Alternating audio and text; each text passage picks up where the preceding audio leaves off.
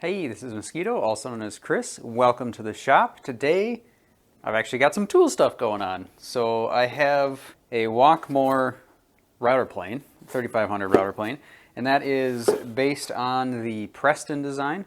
Let's get to taking that thing out of its box and start taking a look.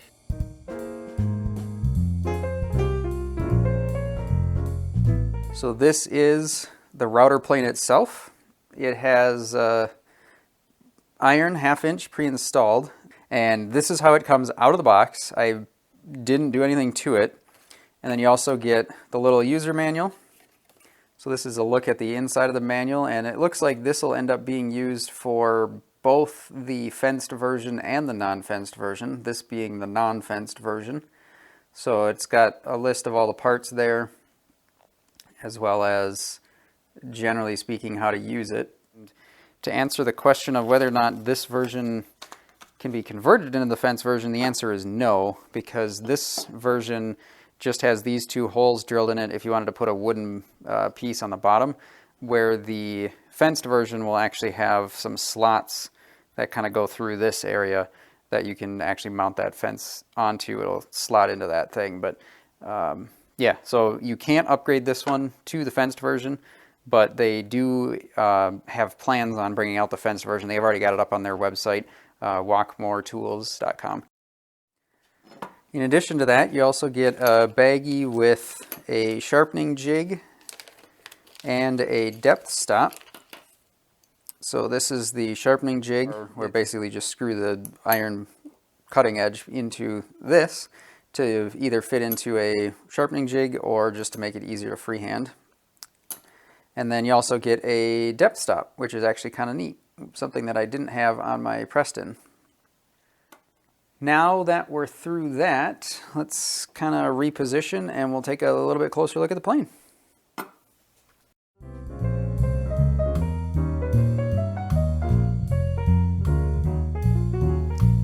So now I've got my test board here with the tenon, and in this sort of outboard side configurations, from here back I've got awful lot of plane on there, so you know I can move this thing around however I want. I'll probably end up doing it about like this, and then you can just kind of clean it up. If you're trying to work to a marking line or something, which I actually have back here, so I'll just put my depth adjustment down a little till I hit that line right on my marked line, and then I'll pull this depth adjustment up to that setting. So now I know that that's how far I'm going down to, and then I can tighten everything down up further, up off of that. So now I can go ahead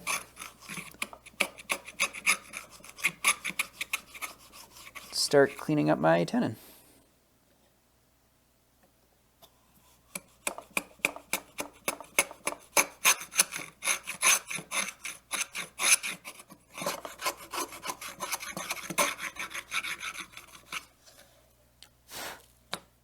And then once you get that first side done, you can go ahead and flip it over, raise your iron back up, leave the depth stop where it was.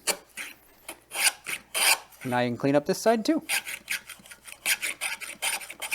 Another thing that I really like the Preston style of router plane for is if you cut your tenons a little bit wide, so that way you know, similar to the thickness, you cut them a little bit fat and you trim down with the router plane until they just fit. I do the same thing with the width too if I need to worry about how tight of a fit. So I can get this in diagonally on both of those, but it's just a hair too wide to fit. So what I end up doing is cutting them a little bit wide on purpose, and then I can set this up. Again, this would be a good use case for that depth stop, so you can make sure that you get this tenon centered on your workpiece. But then you can just go in here and just trim off a little tiny bit, and that is pretty nice. I mean, if you tried to do that with your Stanley, you'd have to get that throat closing plate, and even then you'd barely have any on there because you know, your mortise would, or your tenon would only be able to be that long. So yeah, that is one of the things, one of the joints, I guess, that I use my Preston style for all the time is mortise and tenon joinery, just because it's so easy to clean all these things up. Same goes for half lap too. It's the exact same thing as mortise and tenon, so I'm not really gonna go through that too, but exact same thing. Just like I was cleaning up the face of the tenon, you could easily use that exact same technique for cleaning up half lap, and then, you know, you could easily, again, use that depth stop, so that way you set whatever that depth is gonna be, and then you can repeat that on the other mating piece. So pretty nice and easy as far as cleaning up those sorts of faces go. So pretty excited about it. Here I've got this set up in what I would consider basically the standard configuration, a closed throat. I've got my pointer fingers up in the front, which is how I typically do this. Just, I don't know why, I just started doing it because I found it easier.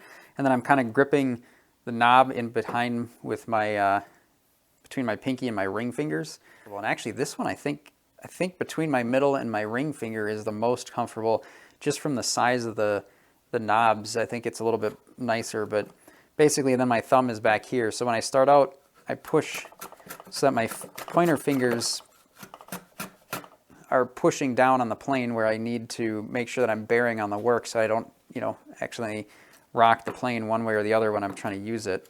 And then once I get the back further on, I'll put my thumb down, basically do the same thing, and then I get out to the end and I kind of take the pressure off of my pointer fingers. So that's really nothing special that this plane is concerned. That's just how I use it.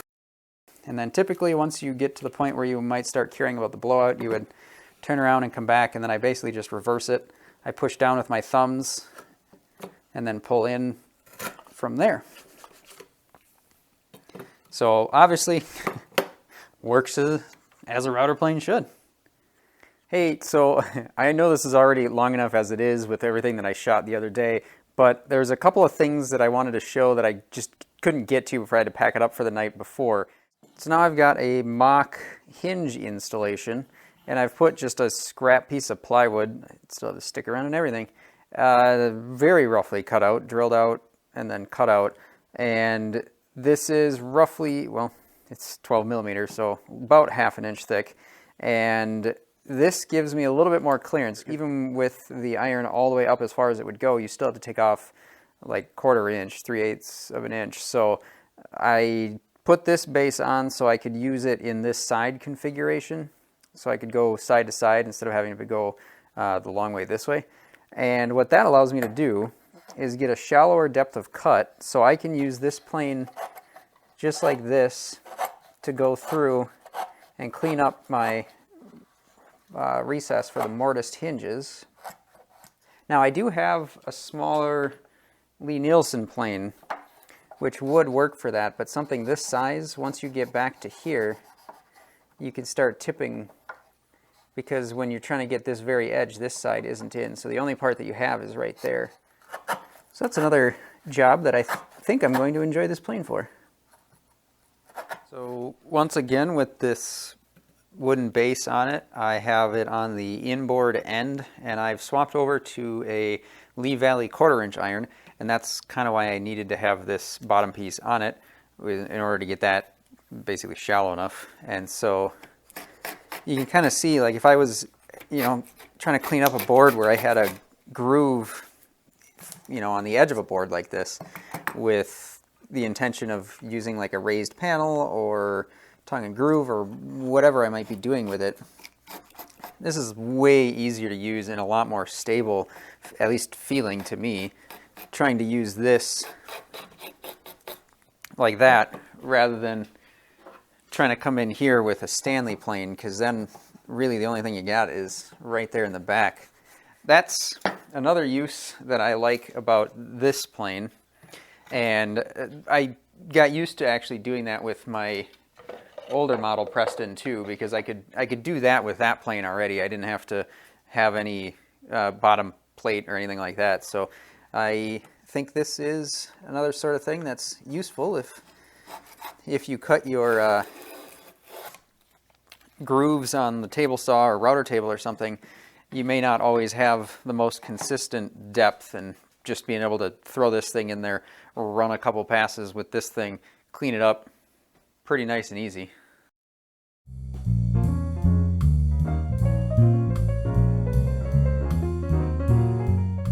You've got obviously the standard, what I would consider inboard, and then I'll do this. So you have your iron closed throat, nice standard configuration. You flip it around and you can have an open throat, what I would consider standard outboard. So you can do that on a Stanley 71. However, the big difference is that you can also mount your plane iron inside, kind of inboard on the end, and then you can also mount it outboard on the end. And not only that, but the way that this iron is manufactured, there's a little oval piece in the bottom, and it's a two-piece design, much like the Lee Valley irons. So you have the knurled knob at the end, so you can loosen that up, and then you can turn this in 90-degree increments. So there's kind of a stepped tooth design on the top of the iron here, and then there's some knurling on the bottom of the post, so you can turn that and it kind of locks in at these 90-degree increments there. So obviously the depth adjuster works on any of these threaded rods. Obviously that wouldn't be very useful if it didn't. And then the same thing, clearly true of the totes, knobs, whatever, so that you can configure this however you want. Comes with that depth stop. And what that does is it goes on first, and then you put, actually I think what I did was I put iron in and that, then the depth stop. So that depth stop has a little V-notch in it, so that registers solidly on the plane iron. So then once you've got this all set up, you can easily, go down to the whatever depth you want with the plane iron, and then tighten this brass screw onto the stainless steel thread. And now you basically just work down to that depth stop, make it nice and repeatable.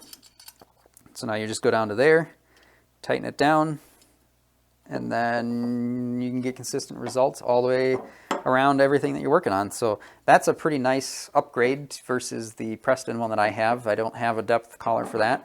Pretty easy, simple mechanism.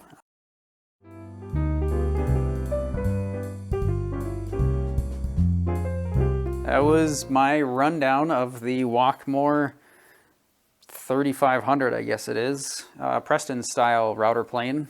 I'm pretty happy I got it. I'm happy that I finally got to realize that goal of owning one. I still kind of wish that it was one of the cast bronze, probably the polished version, because, I mean, a little bit of bling is kind of fun. But anyway, I'm excited. I'm looking forward to getting this thing put into use.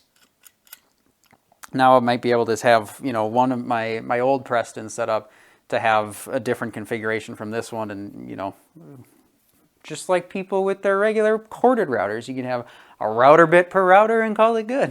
I might need like 6 of these. Yeah, no. Anyway, so overall, I think it's a pretty sweet plane. I know that it's a little bit more expensive. So it's actually a lot bit more expensive than the like Lie-Nielsen or Veritas versions of it, but I think it honestly has a little bit more utility than those two planes anyway. Whether it's worth the price to you is probably going to depend on how you use your router plane, how you do work at your bench, how you use joinery, just your general workflow. But for me, I like this thing, and like I said, I've already had one for a while, just excited to get a newer, nicer version of it. And I think a lot of the refinements, especially around having the depth stop, having the kind of adjustable iron, being able to rotate that 90 degrees, that is pretty nice, actually. That's probably one of the features that I'm looking forward to the most with this plane, is just being able to swing that nice and easy rather than having to always pull it towards me. So that is going to be pretty sweet. Just like I showed you, that's how I use it a lot. So the quality of it, I'm pretty well impressed. They make all the pieces for it, or they at least get it from other people that manufacture and make their stuff in the USA. So that's, you know, kind of like Lee Nielsen. It's kind of nice to be able to support a USA company, at least me being in the USA. I think I'm probably gonna have to build some sort of a box for it, or a case or something. I'm just getting excited to either put it on my little tool rack back here or get it into the tool chest, get the tool chest done maybe. So either way, I'm just excited to have it in the shop.